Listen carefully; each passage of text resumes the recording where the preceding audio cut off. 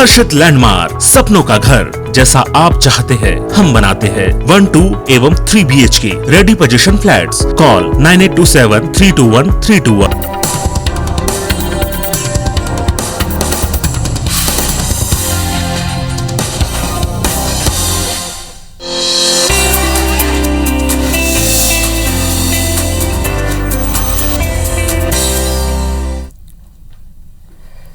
नमस्कार, सेहत से जुड़े हमारे खास कार्यक्रम हेल्थ गुरु में स्वागत है आप सभी का। मैं हूं आपके साथ ज्योति सिंह।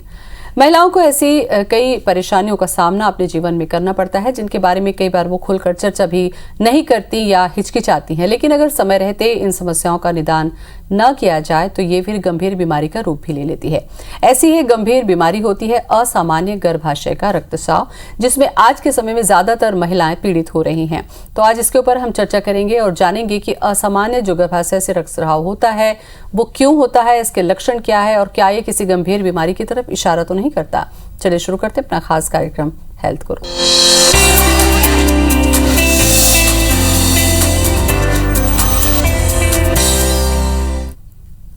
और इस पर चर्चा करने के लिए इस वक्त हमारे साथ स्टूडियो में मौजूद हैं सद्भावना हॉस्पिटल से गायनेकोलॉजिस्ट और स्त्री रोग विशेषज्ञ डॉक्टर ज्योत्सना जी गुप्ता। डॉक्टर ज्योत्सना, बहुत बहुत स्वागत है आपका। Thank you.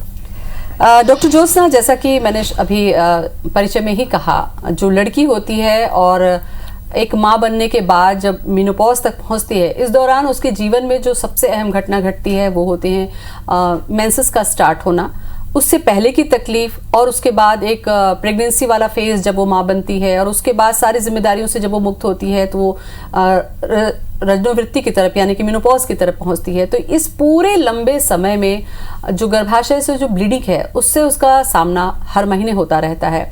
तो इसको मैं 4 से 5 कैटेगरी में जैसा कि हम डिवाइड करके चर्चा करेंगे। तो ये समस्या सामान्य से असामान्य रूप कब ले लेती है?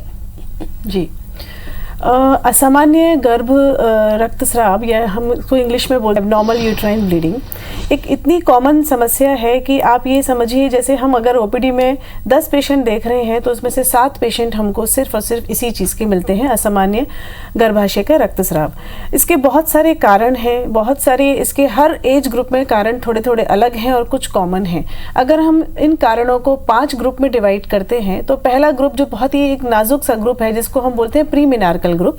इसका मतलब जब एक लड़की को मेंसेस स्टार्ट भी नहीं हुए, मेनार्की का मतलब होता है मेंसेस का स्टार्ट होना, उससे पहले भी अगर कई बार कुछ बच्चे होते हैं जो ब्लीडिंग के साथ आते हैं, कई बार हमको माँ लेके आती है कि वहाँ से जहाँ से वेजाइनल रूट है वहाँ से ब्लीडिंग हो रही है, तो उसको भी हम इस कैटेगरी में गिनते हैं। अगर मैं वहीं से कारणों की शुरुआत करूँ तो सबसे ज़्यादा कॉमन जो कारण है बच्चों में इस तरीके की ब्लीडिंग होने का वो है वेजाइनल रूट में कोई या तो इन्फेक्शन होना या फिर कई बार बच्चे गलती से या खेल खेल में कुछ अंदर अपने फॉरेन बॉडी डाल सकते हैं, जैसे कोई पेंसिल है या कोई छोटी मोटी ऐसी नुकीली चीज़ भी डाल सकते हैं। बच्चों को खेल खेल में नहीं समझ में आता, तो ऐसे में हमारे पास जो माताएं हैं या जो पेरेंट्स हैं वो बच्चों को लेकर आते हैं, तो हमें सबसे पहले उन कारणों का पता लगाना होता है।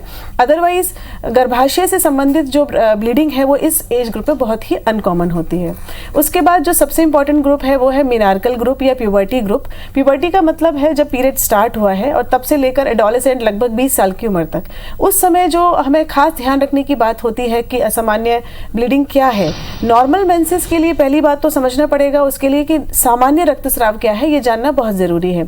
सामान्य रक्तस्राव का मतलब है कि जैसे जब मेनार्की स्टार्ट हुआ यानी कि जब पीरियड स्टार्ट हुए तो इनिशियल 2 to 3 ईयर्स तक कई बार बच्चों में अबनॉर्मल ब्लीडिंग होती ही है, जैसे कि 3-4 महीने के अंदर मेंसेस आएंगे या लगातार कभी कभी थोड़े थोड़े टाइम के लिए हल्का हल्का ब्लीडिंग होता रहेगा या कभी जल्दी आएंगे। तो ऐसे में हम जो अभिभावक हैं, जो पेरेंट्स हैं, उनको ये सलाह देते हैं कि बहुत पैनिक ना करें, क्योंकि शुरू के 3 साल तक एनोव्यूलेटरी ब्लीडिंग होती है, क्योंकि जो मैच्योर हो रहा है हमारा जो सिस्टम है वो मैच्योर हो रहा है। तो ये इस तरीके की प्रॉब्लम्स बहुत कॉमन है, उसको बहुत ज़्यादा परेशान होने की ज़रूरत नहीं होती है और उस समय बहुत ज़्यादा हार्मोनल मेडिसिन भी नहीं खानी होती है। जी।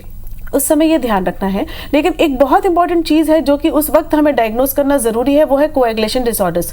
कोएगुलेशन डिसऑर्डर्स का मतलब क्या है कि आपके शरीर में खून का थक्का नहीं बन पा रहा है, उस बीमारी को हम कोएगुलेशन डिसऑर्डर कहते हैं। कई बार ये बीमारी जन्मजात होती है, लेकिन इसका पता नहीं चल पाता, और पहली बार तभी पता चलता है जब किसी भी लड़की को मेंसेस स्टार्ट होते हैं। और उस समय क्या होता है कि मेंसेस कंटिन्यूअसली चल रहे हैं, 15 दिन, 20 दिन, 1 महीना। तो जब पेशेंट उस वक्त हमारे पास आता है तो हमारा सबसे पहला जरूरी काम है as a doctor, as a gynaecologist, कि हम ये पता लगा लें कि कहीं उसको कोई कोएगुलेशन डिसऑर्डर तो नहीं है। दूसरी इंपॉर्टेंट चीज है थायराइड और कुछ हार्मोनल डिस्टर्बेंसेस जैसे प्रोलैक्टिन डिसऑर्डर्स होते हैं, उन पर भी हमको ध्यान रखना होता है। उसके बाद जो तीसरा ग्रुप है जो कि अधिकतर सबसे ज्यादा कॉमन है, वो है रिप्रोडक्टिव एज ग्रुप, यानी कि 20 साल से लेकर 40 साल की उम्र तक की जो महिलाएं होती हैं, उसमें बहुत ही कॉमनली ये प्रॉब्लम आती है। तो उन सब में भी हमें बहुत सारे कारणों को निकालना होता है, जैसे कि प्रेगनेंसी रिलेटेड बहुत सारे रीजंस होते हैं, जैसे अबॉर्शन हो गया है या एक्टोपिक प्रेगनेंसी हो गई है। जैसे आप जानते होंगे नॉर्मल प्रेगनेंसी यूट्रस में होती है और एक्टोपिक प्रेगनेंसी कहीं भी यूट्रस के बाहर लग सकती है। इसी टाइम पर सबसे ज्यादा थायराइड, प्रोलैक्टिन, पीसीओडी जो बहुत ही कॉमन सी चीज हो गई है, जो आज मेरे को लगता है कि आज 90% लोग पीसीओडी के बारे में जानते हैं, क्योंकि इतना कॉमन हो गया है कि हमको देख के ही समझ में आ जाता है कि पेशेंट को पीसीओडी है। तो ये जो एक सिम्टम्स है, ये सारी जो प्रॉब्लम्स है, ये इसी एज ग्रुप में सबसे ज्यादा होती है। प्रेगनेंसी रिलेटेड चीजें हैं, हार्मोनल इश्यूज हैं, बहुत सारे डिसऑर्डर्स हमें इस समय पता चलते हैं। ठीक है।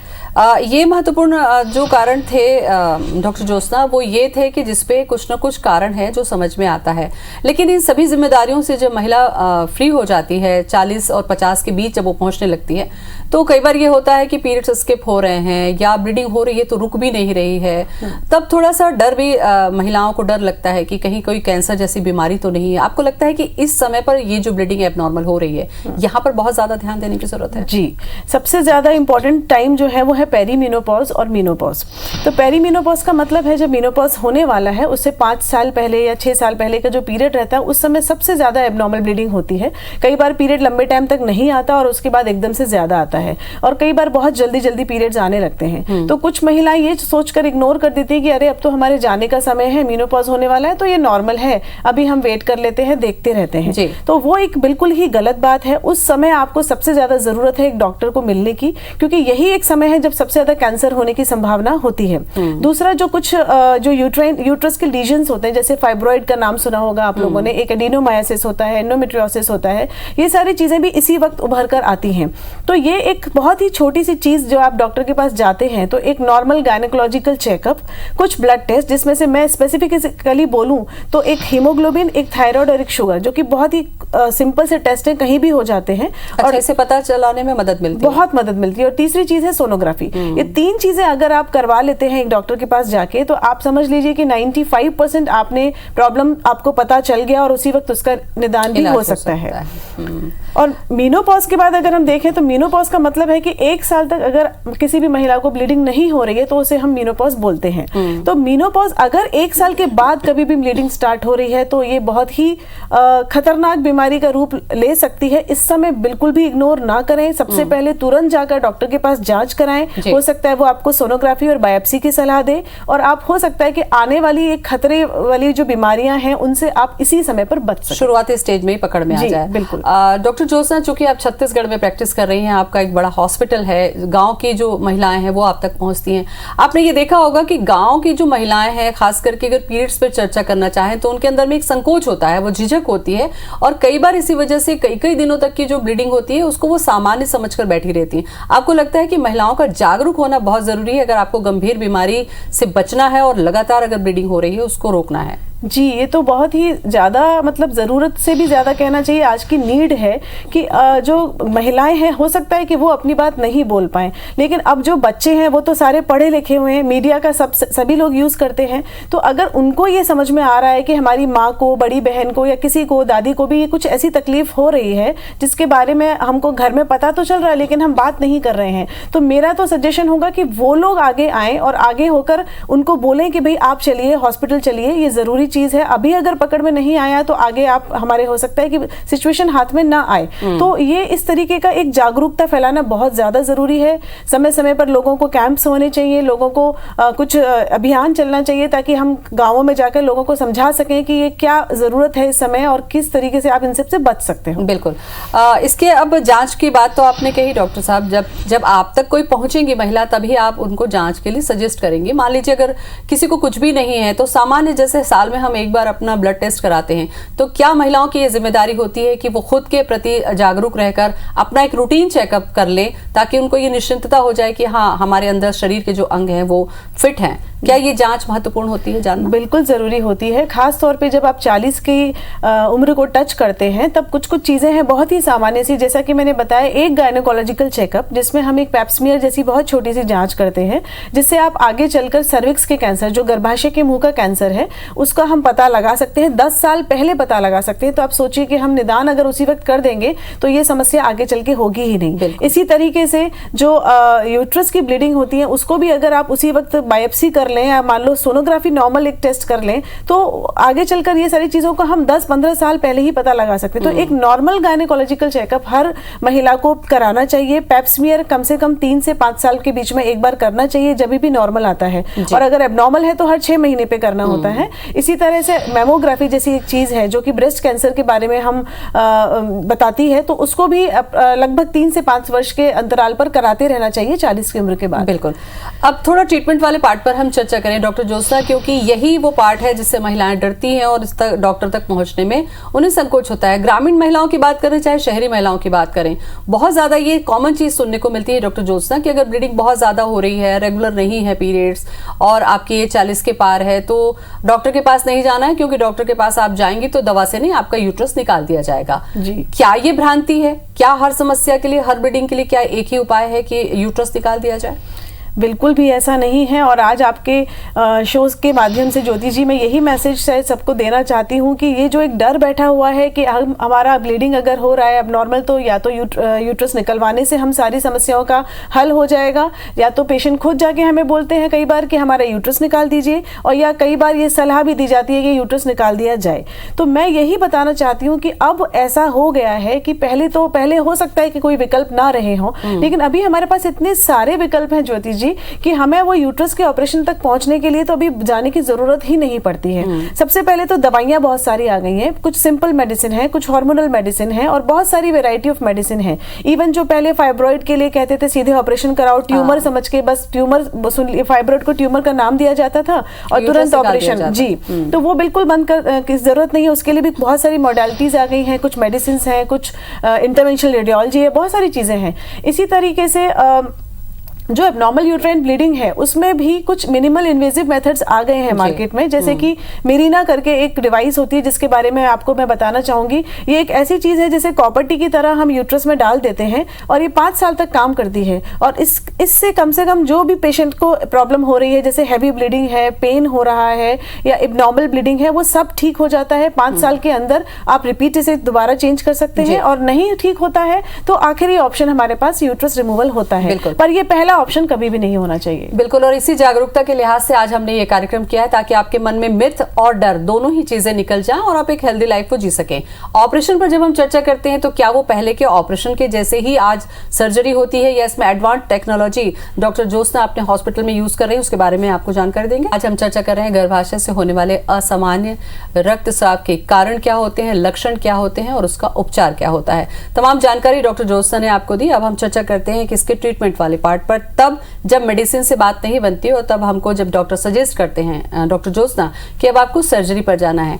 तो जहां तक मुझे याद है कि पहले अगर गर्भाशय को निकालने की जो सर्जरी होती थी वो बड़ा लंबा प्रोसेस होता था, 15 से 18 टाँके लगा करते थे, काफी बेड रेस्ट होता था, और उसके बाद एक दूसरी टेक्नोलॉजी आई कि जो वेजाइनल के माध्यम से होती है सर्जरी वो। लेकिन अब आपके हॉस्पिटल में हम ये देख रहे हैं कि लैप्रोस्कोपी से भी क्या यूट्रस रिमूवल सर्जरी हो सकती है। तो मुझे ये तीनों ही टेक्नोलॉजी के बारे में बताइए और कितना ईजी आज हो चुका है। जी, जैसे हिस्टेरेक्टमी का मतलब यूट्रस रिमूवल जो ऑपरेशन है उसको हम 3 तरीके से लगभग मोटा मोटी तौर पर अगर कहें तो कर सकते हैं। पहला है एब्डोमिनल हिस्टेरेक्टमी, जिसमें आपने बताया कि हम पेट चीर कर ऑपरेशन करते हैं, जिसमें कई सारे टाँके आते हैं। एक सर्जरी जो होती है जिसमें काफ़ी पेशेंट को पोस्ट ऑपरेटिव पेन भी बहुत होता है, सूचर्स का मटेरियल का यूज़ बहुत ज़्यादा होता है और एक तरीके से ब्लीडिंग का भी चांसेस बहुत ज़्यादा होते हैं। पोस्ट ऑपरेटिव रिकवरी भी बहुत लंबी होती है, पेशेंट को कई लंबे लंबे टाइम तक बेड रेस्ट करना पड़ता है, हैवी वेट नहीं उठाना है, खिसकाना नहीं है, इस तरीके के बहुत सारे इंस्ट्रक्शंस रहते थे। तो वो अब जो एब्डोमिनल हिस्टेरेक्टमी अगर मैं कहूँ तो मुझे लगता है केवल बहुत ही कम इंडिकेशंस रह गए हैं आज के ज़माने में अगर हम कहें कि एब्डोमिनल हिस्टेरेक्टमी करनी ही है। जैसे कि बहुत ही बड़ा यूट्रस है या अंदर कोई ऐसा हमें समझने कि कैंसर का हमें डाउट हो रहा है कि बड़ा कैंसर है, तब हम एब्डोमिनल रूट से करते हैं। तो भी आजकल बहुत से लोग वह कैंसर वाले ऑपरेशन भी लेप्रोस्कोपी से होने लगे हैं। और दूसरा रूट था वेजाइनल रूट, जिसके बारे में आपने कहा, तो वो भी एक अच्छा रूट है। इसमें भी नीचे से ही यूट्रस निकल जाता है और पेट पर कोई चीरा वगैरह नहीं आता है, परंतु उसमें भी कई सारे कॉन्ट्राइंडिकेशंस होते हैं या लिमिटेशंस होते हैं। जैसे कि अगर यूट्रस बहुत बड़ा है या एडिशंस बहुत अंदर है, आपस में चिपके हुए हैं, पहले बहुत सारी सर्जरीज हो चुकी हैं, पहले कभी ट्यूबरकुलोसिस हुआ है, पहले बहुत सारे ऑपरेशन हुए हैं, तो उन सब कंडीशंस में हम लोग वेजाइनल रूट प्रेफर नहीं करते हैं, क्योंकि उसमें कई बार एक तरीके से ब्लाइंड प्रोसीजर हो जाता है, तो कई बार ब्लीडिंग के चांसेस बहुत ज़्यादा होते हैं और बहुत सारी कॉम्प्लिकेशंस भी आते थे।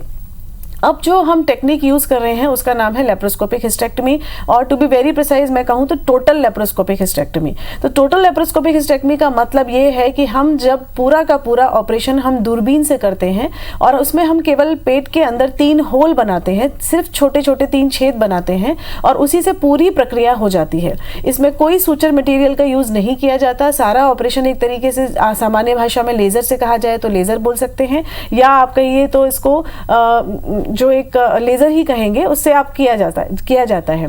तो इस कंडीशन में ये रहता है कि क्या क्या फ़ायदे हैं लेप्रोस्कोपिक हिस्टेरेक्टमी के, क्यों हमें लेप्रोस्कोपी करनी चाहिए।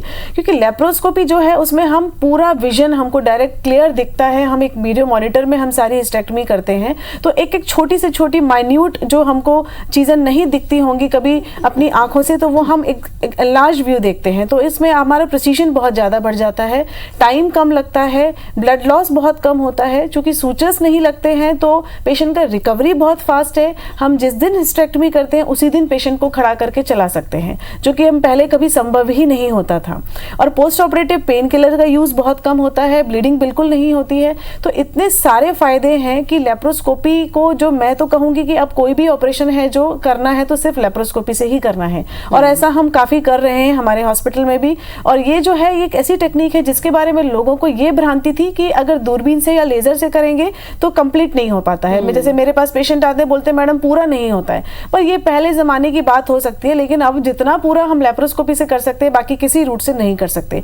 तो मेरा सजेशन और मेरा मैसेज यही रहेगा कि आप सभी लेप्रोस्कोपी की हिस्टेरेक्टमी के लिए ही ऑप्ट करें। जब भी अगर हमें लगता है कि गर्भाशय को निकालना है तो बेहतर रहेगा कि लेप्रोस्कोपिक रूट से ही निकालें। उसके फायदे अनेक हैं और नुकसान कोई भी नहीं है। बिल्कुल, चूंकि ये एडवांस सर्जरी है डॉक्टर ज्योत्सना जिसका आपने बताया, और इसका एक मैं यहाँ पर और आपसे पूछना चाहूंगी, क्योंकि कई बार ये देखा जाता है कि किसी का यूट्रस बहुत ज़्यादा बल्की है, बड़ा सा ट्यूमर है, या फिर इतनी ज़्यादा उसमें जो बीमारी है, यानी कि कई बार ये होता है कि वो कैंसर हो सकता है, तो उसके लिए और ज्यादा आसपास के जगहों को भी शायद आप लोगों को ऑपरेट करना पड़ता है। तो ऐसी क्रिटिकल सर्जरी में भी क्या लेप्रोस्कोपी कारगर हो रही है? जी बिल्कुल। अभी तो आजकल जितने भी ऑन्को सर्जन्स हैं, जितने भी कैंसर सर्जन हैं, वो भी धीरे धीरे सब लेप्रोस्कोपी पर ही शिफ्ट हो रहे हैं। क्योंकि लेप्रोस्कोपी से मैंने जैसे कि बताया, जो विजन होता है वो इतना मैग्नीफाइड व्यू होता है कि आप छोटी से छोटी माइन्यूट से माइन्यूट चीज भी निकाल सकते हैं, कोई चीज छूटती ही नहीं है। तो अभी ऐसा है कि कैंसर सर्जरी में भी सारी की सारी चीज़ें जितनी भी हैं वो सब लेप्रोस्कोपी से हो रही हैं। कुछ कंडीशंस होती हैं जब बहुत बड़ा ट्यूमर है और हमें लगता है कि चांसेस है कि स्पिल ना हो जाए, क्योंकि हम नहीं चाहते कि जो भी कैंसरस टिश्यू है वो अंदर एब्डोमेन में नहीं रहना चाहिए। तो उस कंडीशन में भी कुछ ऐसे मेथड्स होते हैं कि हम एक एंडो बैग डालते हैं लेप्रोस्कोपी से, एक छोटे से होल में से ही हम एक बैग डालते हैं जो कि पेट में जाके फूल जाता है, और उसी के अंदर हम सारा जितना भी कैंसरस यूट्रस है चाहे ओवरी है वो डाल देते हैं और बैग समेत हम धीरे से उसको निकाल लेते हैं। छोटे छोटे टुकड़ों में काट कर। तो ये एक ऐसी टेक्निक है जो आप बड़ी से बड़ी सर्जरी भी, इवन आजकल लेप्रोस्कोपी को आजकल रोबोटिक सर्जरी भी कर रहे हैं लोग, यानी कि इसको बजाय मैनुअली करने के रोबोटिक मेथड से भी किया जा रहा है। रोबोट्स कैंसर सर्जरी कर रहे हैं और लेप्रोस्कोपिक सर्जरी कर रहे हैं। सो अभी तो इस फील्ड में इतने एडवांसमेंट हो गए हैं कि मुझे लगता है कि एब्डोमिनल हिस्टेक्टमी का कोई अभी स्कोप ही नहीं रहा है। डॉक्टर ज्योत्सना, जैसा कि आपने कहा था कि हर एबनॉर्मल जो ब्लीडिंग है उसका हर्ष रिमूवल ही नहीं है यूट्रस का, तो क्या ऐसे में ये समझा जाए कि अगर यूट्रस निकालने की नौबत आती है तो कई महिलाएं इसलिए भी सर्जरी नहीं करवाना चाहती हैं कि अगर यूट्रस निकल गया तो हम सामान्य नहीं रहेंगे, हमारी जो जिंदगी है वो सामान्य नहीं रह पाएगी, हमारे अंदर में बहुत सारे प्रॉब्लम्स आएंगी, आंखें कमजोर हो जाएंगी। ये जो तमाम जो मिथ है, मुझे लगता है जागरूकता के लिहाज से आपको ये भी बताना चाहिए कि अगर ऐसी सर्जरी हो रही है तो उसके बाद की जिंदगी कैसी होगी। बहुत अच्छा सवाल है ज्योति जी, क्योंकि देखिए सबसे इसीलिए मैंने शायद आपको मैं बताना चाहूंगी कि जब भी हम हिस्टेक्टमी करते हैं, यूट्रस रिमूवल करते हैं, हम एक एज का बहुत ज्यादा ध्यान रखते हैं। कोई भी ये वाला ऑपरेशन जिसमें यूट्रस रिमूव किया जाता है 40 की उम्र से पहले नहीं करना चाहिए। ये बहुत इंपॉर्टेंट है। क्यों नहीं करना चाहिए? क्योंकि हम सिर्फ यूट्रस को निकाल के और मेंसेस बंद हो जाएंगे और बात खत्म हो गई, यहाँ पे कहानी खत्म नहीं होती है। मेनोपॉज का मतलब सिर्फ मेंसेस का बंद होना नहीं होता, या मेनोपॉज का मतलब होता है कि आपकी ओवरी ने काम करना बंद कर दिया है, जो कि आपके यूट्रस के साइड में रहती है। तो अगर हम यूट्रस 40 की उम्र से पहले निकालते हैं तो ओवरी भी 3 से 4 वर्ष में काम करना बंद कर देती हैं। तो इसलिए हम ये सलाह देते हैं कि 40 से पहले आप यूट्रस का रिमूवल ना कराएं, क्योंकि अगर आपने पहले करा लिया तो ओवरी भी काम करना बंद कर देंगे और आप 40 की उम्र से पहले ही मेनोपॉज में चले जाएंगे, जो कि वाकई में एक बहुत ही अच्छी चीज नहीं है। जैसा कि आप बोल रहे हैं कि आंखें कमजोर हो जाती हैं और इस तरीके की जो भ्रांतियां हैं वो तब हो सकती हैं, वो भी तब हार्मोनल चेंजेस तब होते हैं जब हम 40 की उम्र से पहले अगर हम यूट्रस का ऑपरेशन करते हैं, या साथ में ओवरी भी मैंने देखा है कुछ लोग तो निकाल देते हैं। लेकिन अगर हमने सिर्फ यूट्रस का ऑपरेशन किया है और ओवरीज अंदर छोड़ दी हैं जिनकी, जो कि बिल्कुल नॉर्मल थी, तो इस तरीके की कोई भी प्रॉब्लम नहीं आती है। ना ही कोई आगे चलकर ऐसा होता है कि हार्मोन की कमी हो रही है, जैसे महिला पहले थी वैसे ही रहती है, उसमें कोई चेंजेस नहीं आते हैं। ओवरी भी अगर हमको निकालनी पड़ जाए तो जो एक नॉर्मल मेनोपॉज वाले सिम्टम्स हैं वो जैसे बाकी महिलाओं को आते हैं वैसे ही ऑपरेशन के बाद आते हैं। तो कुछ भी अलग नहीं है जो ये सोचा जाए कि हमारा ये प्रॉब्लम हो जाएगा, आंखें कमजोर हो जाएंगी, हार्मोनल चेंजेस हो जाएंगे, वैसा कुछ भी नहीं है। बिल्कुल। एक संदेश जो इस वक्त आज आप अपने कार्यक्रम के माध्यम से छत्तीसगढ़ और जितने भी दर्शक हमारी महिलाएं देख रही हैं उनको देना चाहें आप? जी, पहली चीज तो ये कि अपनी किसी भी एबनॉर्मल ब्लीडिंग को इग्नोर ना करें, चाहे वो बच्ची हो, चाहे वो बड़ी है, चाहे वो मेनोपॉज हो गया है, तब तो और ज्यादा जरूरी है उसको तुरंत से तुरंत अपने डॉक्टर के पास जाएं। दूसरी बात, हर एबनॉर्मल यूट्राइन ब्लीडिंग का इलाज यूट्रस का रिमूवल नहीं है, इससे बिल्कुल मत घबराइए। ऐसा नहीं है, बहुत सारे तरीके आ गए हैं जिनसे हम आपका यूट्रस भी बचा सकते हैं और ब्लीडिंग भी रोक सकते हैं। और तीसरी चीज, अगर यूट्रस रिमूव करना ही है तो ज्यादा से ज्यादा ऑप्शन दें आप लेप्रोस्कोपिक हिस्टेक्टमी को, बजाय इसके कि हम एब्डोमिनल रूट से करें। बिल्कुल। तो तमाम मिथ और जितने भी डर थे, मुझे लगता है आज कार्यक्रम के माध्यम से डॉक्टर ज्योत्सना ने आपके दूर किए होंगे। अब ये आपकी जिम्मेदारी हो जाती है कि जैसे ही आप परिवार का ध्यान रखती हैं वैसे ही हमें खुद का भी ध्यान रखना होगा। बहुत बहुत शुक्रिया आपका डॉक्टर ज्योत्सना हमसे बातचीत करने के लिए। Thank you Jyoti ji, thank you. तो तमाम चर्चा के साथ साथ एक महत्वपूर्ण मैसेज जो आज डॉक्टर के माध्यम से गया वो ये कि आप अपने शरीर में किसी भी तरह की असामान्य ब्लीडिंग हो या असामान्य ग्रोथ हो, इसको इग्नोर ना करें, क्योंकि शुरू में ही अगर किसी बीमारी को पकड़ लिया जाए तो उसे दूर करना संभव होता है। नमस्कार।